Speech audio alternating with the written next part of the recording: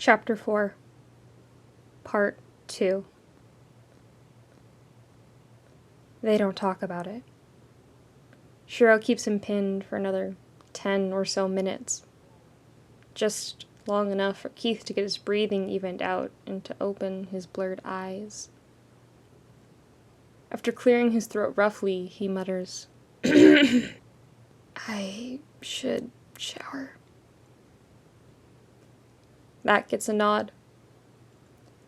Shiro lets him up, and Keith flees to the sanctity of their shared bathroom. There's a weird heat behind his eyes that could be from the hangover, or the shower steam, or both. Fuck, if he knows. It doesn't really matter, anyway. 15 minutes later, he slinks out of the bathroom. Shiro's in the kitchen. He knows that much from the clink of dishes and the hum of the microwave. It's Saturday, so he's probably cooking a late breakfast for them like he's done for the last 2 months, but Keith doesn't deserve to join him. Locking his door behind him, Keith makes his way to his bed and collapses. It smells mustily like him. Something crawls in his spine. No matter how much he squirms, he can't get comfortable with it, and that feels good somehow. He shouldn't be comfortable. Habit makes him pull the triple zip-locked bag of jerky out from under his box spring. He gnaws on a strip of it and feels each bite glide dry and reluctant down his throat. After eating a piece, he feels worse, not better. His stomach churns with acid. It feels like he might throw up for real, even though the alcohol's long burned through his system and he's never had a sensitive gut. Whatever. This is probably what he gets for drinking so much on an empty stomach. Or for having a panic attack on an empty stomach. Resealing the jerky, he shoves it back under the box spring. It's not like he's going to eat any more of it. The hunger and bile filling him now is groundingly familiar. Someone must have hacked the AC again because the room is freezing. Keith thinks about texting Pidge to complain, because it's probably her fault, but he vaguely remembers her being present for his stupidity last night. He's not in the mood to deal with her judgment yet, because she's going to judge him.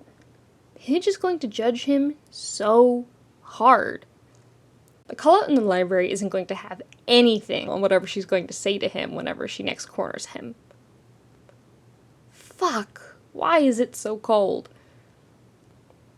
It's not a conscious choice, but he gets to his feet, walks over to the closet. Shiro's hoodie is already in his hands before his brain comes back online. He swallows, feeling guilt trickle down the back of his throat. He doesn't deserve this either. Doesn't deserve anything from Shiro.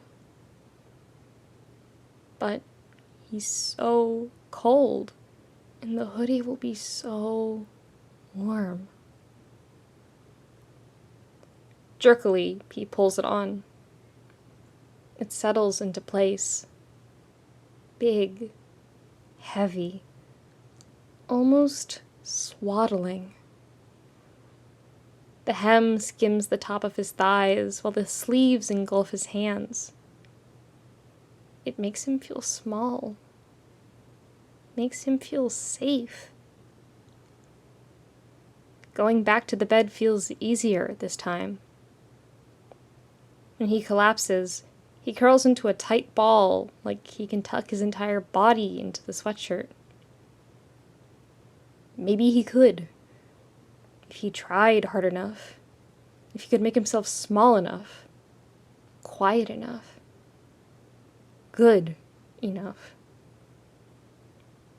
Sometimes he wishes he could do this with Shiro. Time passes. Keith's vaguely aware of it, in the same way he's vaguely aware of the knock on his door and the quiet, "Do you want breakfast?" and the TV turning on in the common area. Sunlight creeps across the floor. It must be afternoon. A phone rings somewhere in the dorm. Shiro answers it. The low rumble of his voice is soothing. Eventually, it stops.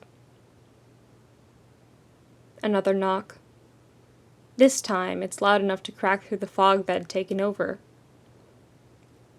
"Hey, Keith, you awake?"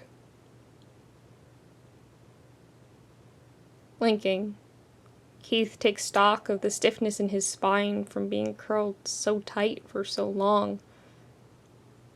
When he stretches, a muffled and involuntary groan escapes him. That's not as embarrassing as realizing the sound was muffled because at some point he'd started nibbling on the hem of one hoodie sleeve. Fuck. Fucking fuck. "Keith?" "Yeah, I'm awake," he says, just loud enough to be heard through the closed and locked door. Somehow, his voice sounds even worse than it did earlier. Throat feels worse, too. "What's up?" That was Pidge. She needs someone to pick her and several pounds of scrap metal up. This is a thing that happens, sometimes. Pidge knows people.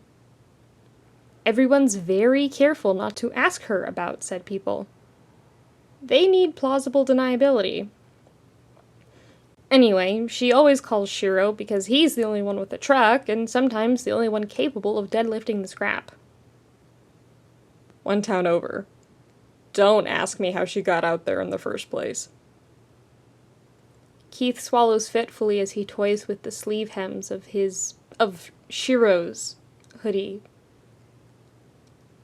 He's familiar with the faint tremble in his limbs.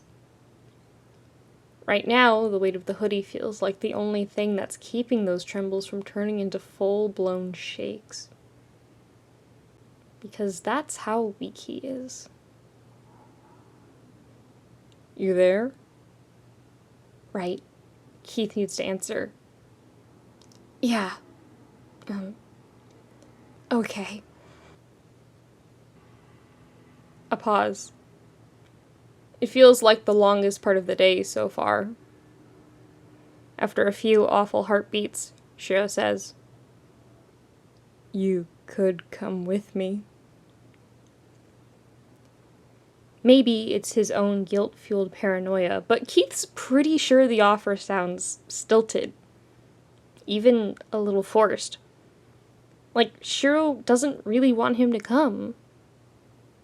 Probably he doesn't. Scrap runs with Pidge take hours even when she's not one town over. Between last night and this morning, it's not hard to figure that Shiro's had enough of Keith for a while. Which is fair. Keith's had enough of Keith for a while. "No," he says. I have homework." Bitch of it is, he probably does. Sure, right now he can't pull up a memory of a single assignment that's due anytime soon. But there's midterms this week. Gotta be something. The door can't quite muffle Shiro's sigh. Just makes it hard to tell if it's a sigh of relief or frustration. "All right," he says. "I left your breakfast in the fridge. Make sure you eat, okay? I'll be back later. We can talk then." No. They cannot talk. Keith's vaguely aware this is an absurd thing to decide. They live together. They're best friends. They have to talk. But he doesn't want to talk about last night. Or this morning. Or the last 2 months. And those are the conversations Shiro wants to have. "We can talk" is the beginning of the end, because either he's going to have to lie or he's going to have to tell the truth, and both options mean choosing how he wants their relationship to die. Another sigh, and Shiro raps his knuckles twice on the door. It's not a knock. Just a kind of pay attention that breaks the spiral of Keith's thoughts and makes his spine straighten. "Hey." Shiro's voice is loud with command. What Lance calls his drill sergeant voice. That always makes Shiro grimace and mutter that he was never a drill sergeant. It's probably why Shiro doesn't use it much, even though everyone in hearing range always snaps to attention and does whatever he wants when he does. "Listen to me. I don't know what's going through your head, but I'm not mad. I'm not disappointed. I'm not overwhelmed." The declarations unmoor Keith. It's not like he thought Shiro would hate him, but he did. A little he did. And now he's left adrift. Throat tight, he knots his fingers in the hem of Shiro's hoodie and stares at the door. He should say something. But when he opens his mouth, nothing will come out. "I'm here for you, Keith. No matter what. Remember that." Shiro waits for maybe 20 seconds, giving Keith time to respond. And he wants to respond, wants to stumble off his bed and unlock the door and throw himself into Shiro's arms, but he can't. Finally, Shiro knocks twice on the door again and leaves. Frozen in place on his bed, Keith listens with half an ear as Shiro moves through their dorm. Calling Pidge back, grabbing his keys, locking the deadbolt on their front door. When he's gone, the quiet is overwhelming. Almost suffocating.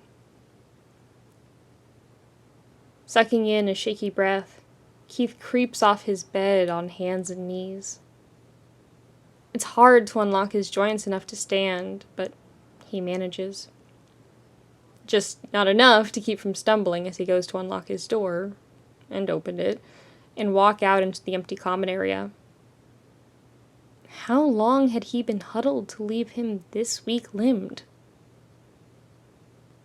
Out here, it's obvious that it's heading toward mid-afternoon. People are out on the quad, laughing in the spring sunshine. When the refrigerator kicks on with a hum, he flinches. The fridge has his breakfast. Keith goes over to it on autopilot and pulls out the Tupperware. It's probably Hunk's, they've never bought their own, with a sticky note on top that reads, "For Keith," with a little smiley. He pops the lid. The eggs look a little burnt. It takes a minute, but he finds a clean fork and eats the eggs because Shiro wanted him to eat. They are a little burnt, but they're fixed the way he likes. Once he's finished, he texts Shiro. "Keith, 2:39 p.m. Eggs were good. Thanks." Shiro doesn't text while driving, not even voice to text, so Keith's not really expecting an answer. It'd just feel like a dick move not to thank him. After, well, everything. Dropping his phone onto the couch, Keith goes to wash his dishes, and then ends up cleaning the whole kitchenette because the fucking June Cleaver ghost is back. Maybe they won't have to talk if he can point to the sparkling clean kitchenette. It's an idea. When he trudges back to the couch, he's surprised to see the screen lit up with a text message from almost 20 minutes ago. Shiro, 2:43 p.m. Good. I hope you're feeling better. Let me know if you need anything while I'm out. The worst part is, Keith thinks as he drops the phone and angrily presses the heels of his palms into his swollen eyes, that he does feel a little better. Because despite all the ways that he's fucked up, all the ways he has yet to fuck up, he still has Shiro. At least, for now.